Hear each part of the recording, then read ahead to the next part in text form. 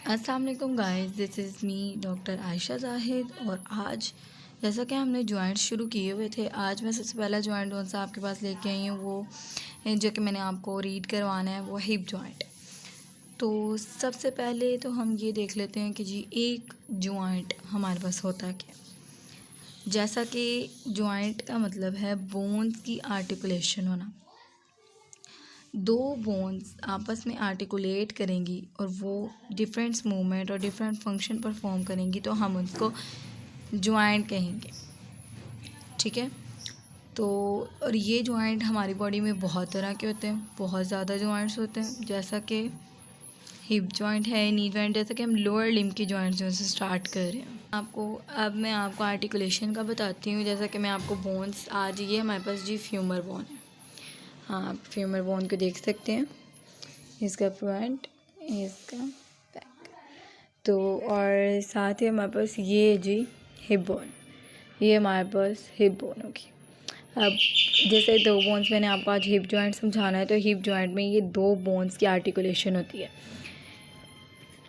एक जॉइंट के अंदर सबसे पहले हमने चीज़ें पढ़नी क्या होती हैं। सबसे पहले हम उसकी टाइप पढ़ते हैं, वो कितनी डायरेक्शन में मूवमेंट करता है वो पढ़ते हैं। उसके बाद इसकी आर्टिकुलेशन सरफेस पढ़ते हैं। देन इसके अंदर बहुत सारी चीज़ें होती हैं, जैसे अब आगे हम मसल्स और लिगामेंट्स की तरफ आ जाते हैं, इसके रिलेशन की तरफ, ब्लड सप्लाई और नर्व सप्लाई। अब मैं आपको आर्टिकुलेशन का बताती हूँ। जैसे कि ये हमारे पास फ्यूमर बोन है, ये एक बोन है। अब ये हमारे पास है हिप बोन हो गई, ये सेकेंड बोन है। ये हमारे पास फ्यूमर बोन है और ये हमारे पास हिप बोन है। जैसा कि इन दोनों की आर्टिकुलेशन बताते हैं कि ये दोनों ऐसे आर्टिकुलेट कर रही हैं, ऐसे आर्टिकुलेट कर रही हैं। अब हमने इनकी मूवमेंट्स का बता देना है कि ये बॉडी में मूव कैसे करती हैं। ठीक है, ये हमारे पास फ्लेक्शन हो गई, ये हमारे पास एक्सटेंशन हो गई, ये हमारे पास लेटरल, ये मीडियल। ठीक है, और जैसे कि ये रोटेशन, मल्टी रोटेशन हम आपको इस तरह बता देते हैं। ठीक है, तो जी आगे मैं आपको, जैसे कि मैंने भी आपको मूवमेंट्स करके भी दिखाई, तो ये हमारे पास हो गए मल्टी एक्सल मूवमेंट्स होती हैं। इसकी आर्टिकुलेशन का मैंने आपको बता दिया कि जी ये हमारे पास फ्यूमर है, ये इसका राउंड हेड यहाँ पे इन्होंने लिखा हुआ है। जैसे कि देखें, फ्यूमर का round head of the femur और acetabulum of the hip joint. This is the round head of the femur, this is the round head of the femur bone, and this is the acetabulum part of the hip bone. These articulate together and then they form, and these two surfaces are articulate surface. ठीक है, आगे हमने ये बता देना है कि ये जौन सा हमारा फ्यूमर का जौन सा ये पोर्शन होता है ना, ये हाइलाइन कार्टिलेज के साथ कवर होता है। इसके अंदर एक पार्ट है, जैसे कि ये देखिए, ये पार्ट है, ये ग्रूव है हेड के अंदर, तो ये हमारे पास होता है फोविया, इसको हम कहते हैं। इसके अलावा बाकी सारा पार्ट जौन सा होता है ना, वो कार्टिलेज से कवर होता है हमारे पास। अब देखिए, जैसा कि वो बता रहे हैं कि हिप जॉइंट जौन सा होता है ना, unique having high degree of stability. इसकी स्टेबिलिटी और मोबिलिटी बहुत ज़्यादा होती है। अब ये जो ये फैक्टर हैं, जैसे कि हमारे पास जो फैक्टर्स होते हैं जिसमें ये स्टेबिलिटी करवाते हैं, जो फैक्टर्स, वो फैक्टर्स उनकी बात कर लेते हैं हम। जैसा कि वो कह रहे हैं डेप्थ ऑफ एसिटाबुलम, हमारे पास एसिटाबुलम है, उसकी जो सी डेप्थ है ना, मतलब कि बहुत ज़्यादा सरफेस एरिया उसका अंदर तक, देखिए यहाँ तक उसका सरफेस एरिया एसिटाबुलम का। तो सबसे पहले तो ये मैटर करता है, ताकि हमारी जो फ्यूमर बोन है इसके लिए अंदर ईजिली हमारे पास फ्यूज़ हो सके, या ईजिली हमारे पास इसके अंदर मूव हो सके।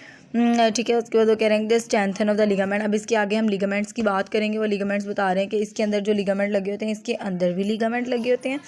जब हमारी फ्यूमर ने इसके साथ ऐसे करके अटैच होना है, तो इनको जो उनसे कवर करते हैं ना, लिगामेंट्स की स्ट्रेंथ बहुत ज़्यादा होती है। ठीक है, वो भी बहुत मैटर करती है हमारे उस जॉइंट्स को मूव करने में। देन आगे हम बता देते हैं strengthen of rounding muscles. Rounding muscles जो उनसे इसके इर्द गिर्द है ना, उनकी स्ट्रेंथन बहुत इंपॉर्टेंट होती है। आगे एटमॉस्फेरिक प्रेशर, जिसमें आगे हम बता देते हैं वाइड रेंज भी हमारे पास हो सकती है। आगे हम बता देते हैं जी लिगामेंट, इसके अंदर कौन कौन से हमारे पास लिगामेंट होते हैं। 8 लिगामेंट मेन हमारे पास इसके अंदर होते हैं, जो पूरे के पूरे हिप जॉइंट्स को कवर कर रहे हैं, हिप जॉइंट को हमारे पास कवर कर रहे होते हैं, हिप जॉइंट को हमारे पास कवर कर रहे होते हैं। ठीक है, जैसा कि सबसे पहले fibrous capsule, iliofemoral ligament, pubofemoral ligament, ischiofemoral ligament, ligament of the head of the femur, acetabular labrum और ट्रांसर एसिटाबुलम लिगामेंट। तो अब मैं आपको बता देती हूँ लिगामेंट लगे कैसे होते हैं। जैसे कि हमारी हिप बोन को मैंने एक्सप्लेन किया था, ये हमारी इलियम होती है, ये हमारी ईशियम होती है और ये हमारी प्यूबिस बोन होती है। ठीक है, ये इलियम। आगे मैं इन दोनों बोन्स का अलग-अलग ओवरव्यू भी आपको दूंगी। उससे पहले मैं आपको इसके एक्सप्लेन कर दूँ कि सबसे पहले लिगामेंट, जैसा कि मैंने आपको दिखाया था, हमारे पास फाइब्रस कैप्सूल। फाइब्रस कैप्सूल का मतलब होता है उसने पूरे जॉइंट को ना, ऑल ओवर जॉइंट को उसने कवर किया होता है। ठीक है, देन उसके बाद वो कह रहे हैं इलियोफिमोरल लिगामेंट। इलियोफिमोरल लिगामेंट का मतलब क्या है? इलियम से जो हमारा ये इलियम बोन है, यहाँ से हमारा लिगामेंट स्टार्ट होता है, लंबा लिगामेंट आता है। प्यूबोफिमोरल लिगामेंट प्यूबिस से हमारे पास आना है। ठीक है, आगे हमारे पास इशियोफिमोरल लिगामेंट, वो इशियल से इसकी जनरेशन हो रही होती है। उसके बाद आगे हमने बता देना लिगामेंट होता है हेड ऑफ द फ्यूमर। अब हेड ऑफ द फ्यूमर की वजह से मैंने आपको पहले हाइलिन कार्टिलेज का भी बता दिया, इसमें एक लिगामेंट उससे ऊपर लगा होता है। अब एसिटाबुलम लैब्रम का मैं आपको बताती हूँ कि एसिटाबुलम लैब्रम हमारे पास होता क्या है। ये कप शेप को छोड़ के ये जो सी जगह है ना, सी शेप कनेक्टिव टिश्यूज़ यहाँ पे हमारे पास प्रेजेंट होते हैं, जिसको हम लैब्रम की फॉर्म में, मतलब कि सरफेस की फॉर्म यहाँ पे बना लेते हैं, जिसको हम कहते हैं एसिटाबुलम लैब्रम। आगे इसके रिलेशन की बात करते हैं कि अब रिलेशन होता क्या।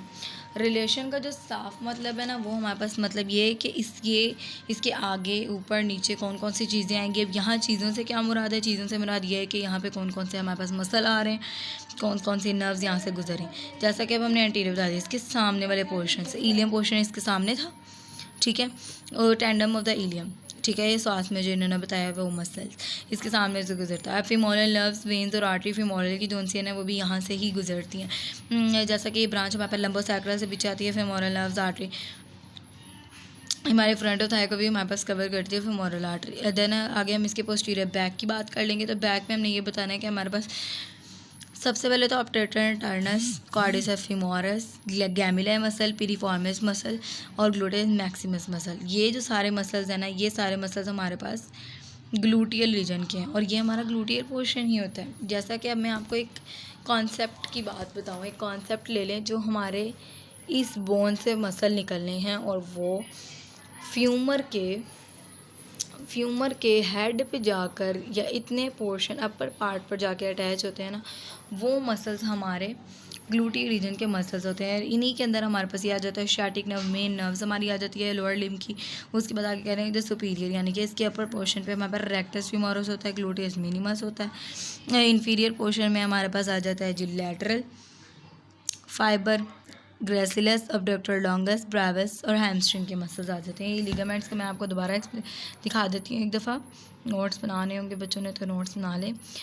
ठीक है, इंशाल्लाह आगे मेरे सारे नोट्स के साथ ही मेरी वीडियोस आएंगी। सप्लाई की बात कर लेते हैं। ब्लड सप्लाई में हमने बता देना मीडियल लेटरल फीमोरल आर्टरीज़ को सप्लाई करती है, ऑब्टेटर आर्टरीज़ को सप्लाई करती है, सुपीरियर इंफीरियर ग्लूटेड आर्टरीज़ को सप्लाई करती है। नर्व सप्लाई में हमारे पास क्वाड्रिसेप्स फीमोरस।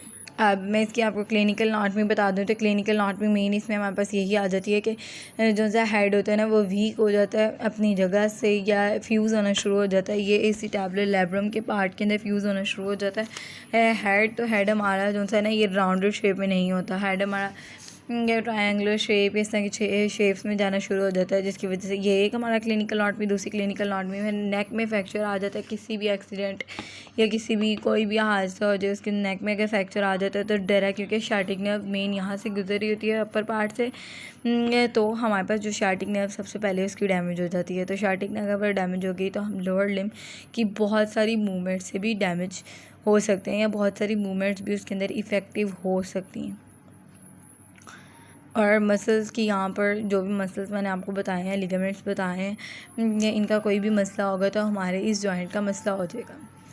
ठीक है, मैं उम्मीद करती हूँ आपको हिप जॉइंट की समझ आ गई होगी। मेरी नेक्स्ट वीडियो का इंतज़ार करें, क्योंकि मैं नेक्स्ट वीडियो आपको हिप बोन और फ्यूमर बोन की दोनों को अलग अलग एक्सप्लेन करूँगी। चलिए मिलते हैं नेक्स्ट वीडियो में। ओके, अल्लाह हाफिज़।